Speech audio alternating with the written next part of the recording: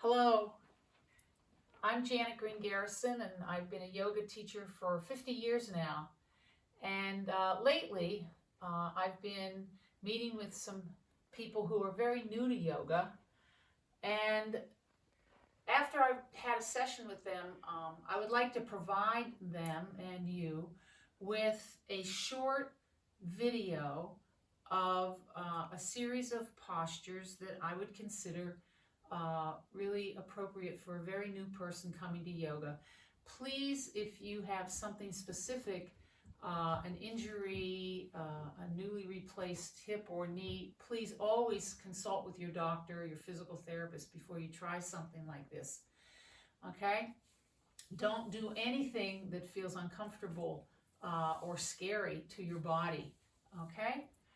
But this will be a very gentle warming up routine, and we'll start lying down. And if you need something under the back of your head, you could have a slightly folded blanket or beach towel. If you don't need anything under your head, then put it aside. And we'll just take a moment to find out how this feels. Now, if you have any low back pain, you might be happier with your feet on the floor, feet apart, knees in, to hold the knees up and the back relaxes more. So I'm going to just let my head do a little bit of a rock and a roll, reminding my neck muscles. They don't have to hold the head up right now. They can relax. You always want to give your body a little bit of time before you start asking more of it, right? It just makes sense. You want to enter into a body that's relaxed and not braced. So give yourself a minute here and just begin to come into your breathing, and you can get you can become more aware of the breathing with a hand on a belly, hand on the chest. And as you inhale, you breathe up into your hands, and exhale. You'll feel your body drop down. Hopefully you'd like to feel that you're not chest breathing. Imagine that your lungs are divided into thirds, and you want to try filling up the bottom third of the lungs first. So the belly might move out, and then the ribs might move out as you fill the second third, and then the chest might rise as you fill the top third, and then you're going to exhale, empty the top. The middle, the ribs come in again, and the bottom. Again, inhaling.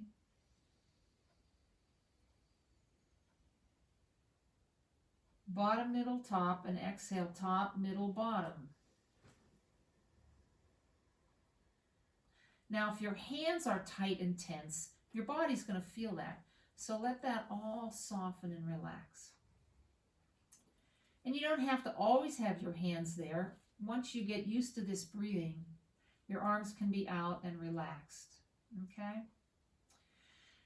So when you're ready to start moving, I'm going to lengthen my legs. I'm going to sweep my arms up with an inhale and carefully let my arms come down on the exhale. Now, if you discover your shoulders are going to be in pain if you go all the way down, put your blanket back there so your hands maybe even a block if you need even more. So your hands can rest and the shoulders can relax and not be in such a big stretch of a pose for you, okay? And then I'm going to inhale and lengthen. Fingertips to toe tips, easy. And on the exhale, relax. There's no forcing. There's no being harsh. Inhaling, lengthen. Even something as simple as this could pull a muscle, and you don't want to do that. Exhale, relax. And one more time. Inhale, lengthen. And as you exhale, relax the legs. Bring the arms back up. And slowly bring the right knee in. Don't pull it in as much as you think you can. Stay out here. Stay easy. And let the knee, with your hands on your knee, make some investigating circles. Find out just how your right hip is doing today. Okay? And then carefully bring that knee in. You stop before there's any kind of pain. Breathe. You could flex both feet. You could bring the left foot up on the floor, which will make your back be more supported by the floor. You could use your abdominals, get those a little stronger by lifting the forehead in toward the knee. Breathe, hold the pose. And whenever the neck starts to tell you, or your abs start to tell you, it's time to come out of the pose. Come down, take another deep breath.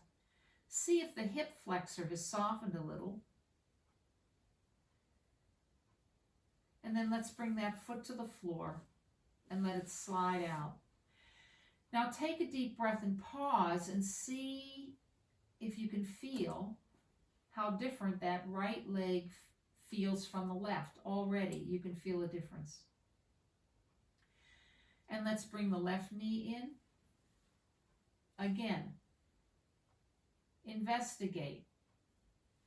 Let that hip make some circles. Careful, slowly. You don't want to bust through a spot that might not want to go. So go easy, go slow. And then bring the knee in. Take a few breaths. Let the exhale. The exhale is the relaxation portion of the pose. So let the exhale be where you might relax a little more into the pose. You could stay here. You're getting a nice digestive benefit by the belly rising and falling against the thigh. Or pull the belly muscles in, draw the navel toward the floor, and with the abdominal muscles, you bring the forehead up. Breathe. At first, you might stay up for just one breath, maybe 2 breaths, and slowly come down. But if you do get into a regular yoga practice, of course, you'll feel yourself getting more stronger and more flexible. Let the head rock and roll a little. Bring the foot down. And let the leg slide out. Take a deep breath, pausing, noticing. And we'll do one more pose. Bring the feet up on the floor, hip distance apart, knees hip distance apart. So the pelvic bones, knees, and ankles are all in a line. Arms are down beside you. And make sure your head is on straight, and don't move your neck when you're in bridge pose. On an exhale, I'm going to gently take my low back down, draw my belly in slightly, and then on the inhale, I'm going to press down through the feet and take the tailbone, the buttocks, the sacrum, the low back, the mid back up. So my arms press down slightly, my feet press down to help support my body up. I don't want my knees to splay out, so imagine you're holding a can of soup between your knees. You don't want them in, but that resistance will make your quads work harder.